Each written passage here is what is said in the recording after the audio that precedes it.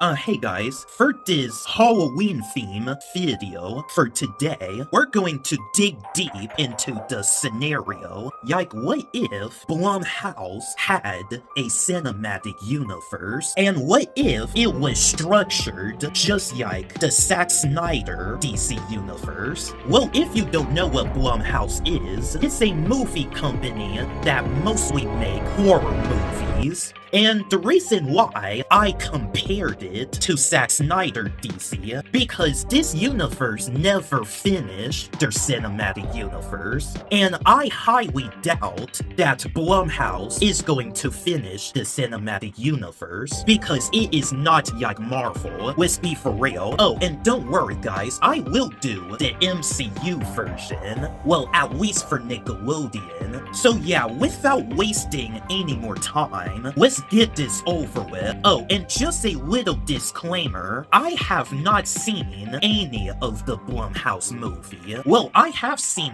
Megan, The Purge, and Happy Death Day, but I have not seen all of them in general, because unfortunately, I am not into scary movies. So if I get anything wrong with the franchise's lore and stuff, just please let me know in the comments down below. Now let's do this.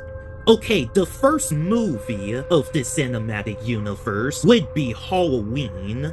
Okay, I know Michael Myers is BlumHouse's biggest character, so it is no surprise to start off the cinematic universe with him. Well, I think it's going to have the same plot as the 2018 movie, and it would probably be a better version of the Man of Steel movie.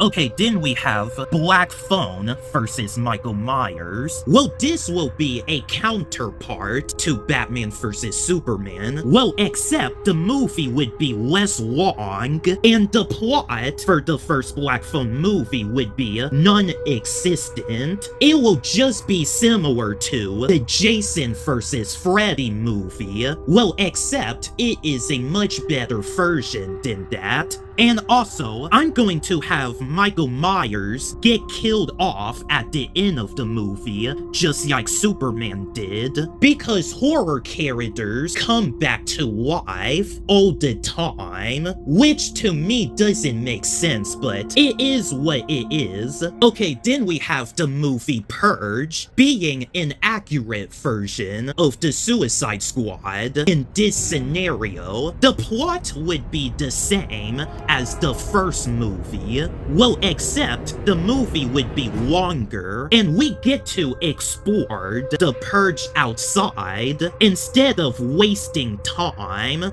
in the rich family's house the whole time.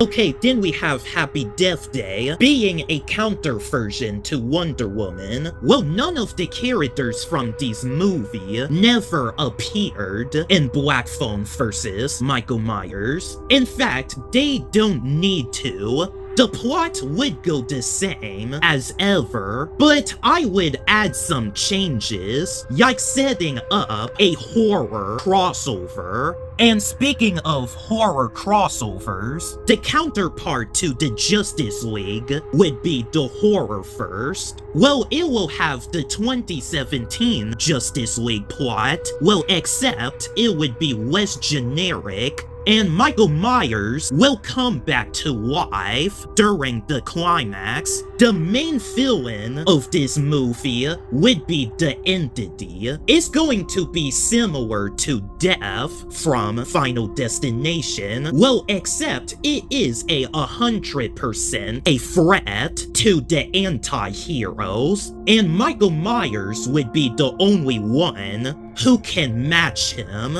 Well, Trey would appeared in this movie as the smart one of the group. Oh, and don't worry guys, Trey will making a deal with Black Phone. Whether or not they would save the world, Trey will go home free, and if they don't, they get to kill her. Oh, and the Baby Max assassin will also be in it. And then we have some guy who is from the movie Split. I don't know what his name is. Oh, and we're going to have Megan appeared in this movie. She will already be created by Gemma, and Megan will see the entity as a threat to Katie, so she's going to sneak out during midnight just to team up with the horror characters to save the world, at least for now. Alright, and that leads us to the plot of the first Megan. Well, in my comparison video, I complain about the story and structure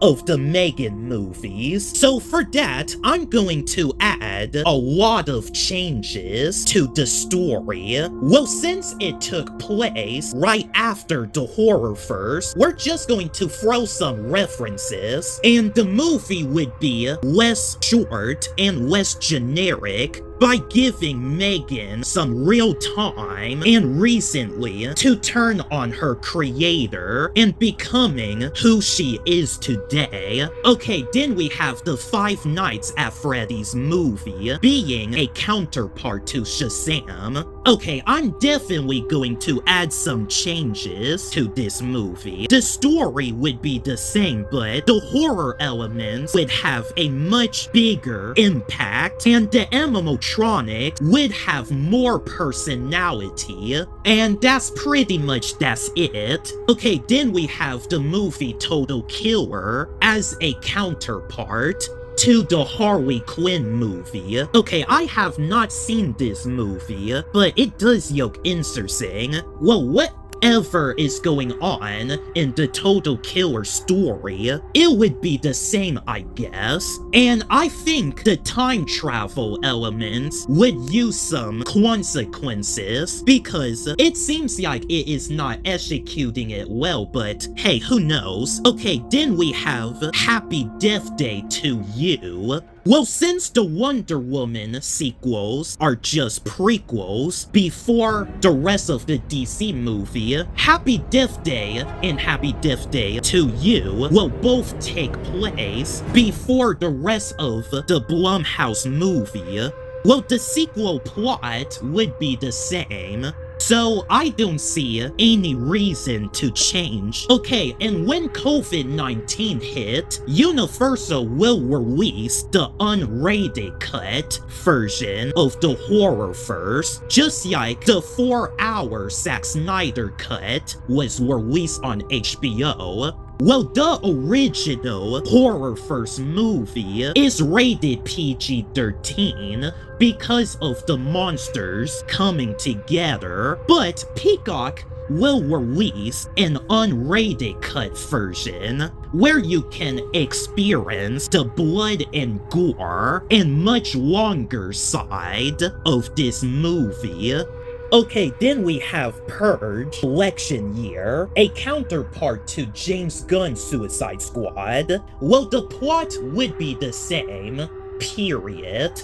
Okay, then we have Wolfman, the BlumHouse version of Black Adam. Well, it will have the same story and all, but I'm just going to add some changes into the stuff that I really don't like the Wolfman getting killed off after he just fight another wolf, and that ending makes no sense because I was going to call him the anti-hero at the end of the film. What a waste. Okay, then we have Five Nights at Freddy's 2. Okay, I know this movie hasn't come out yet, but whatever is going to happen, well, I'm sure it's going to be the same plot, and hopefully it is better than the first movie. Okay, next we have The Invisible Man, a counterpart to the Flash movie.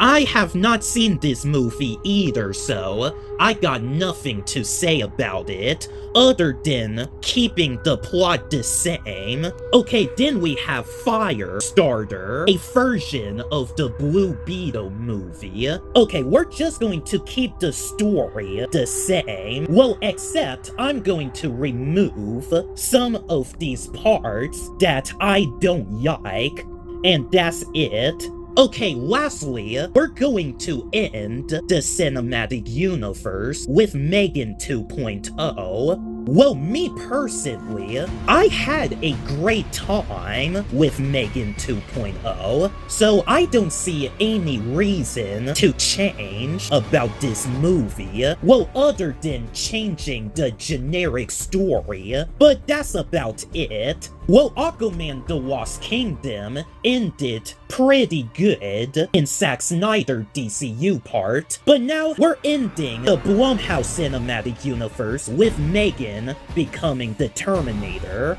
And that was it for today, guys. What if the Zack Snyder DC movies never existed, but instead it was replaced by the BlumHouse cinematic universe? Well, if you don't agree with my scenario, then just let me know in the comments down below how you structured the BlumHouse movies. Like and subscribe if you enjoyed this video. And my name is Isaiah Belfort, and I wish you guys a happy Halloween.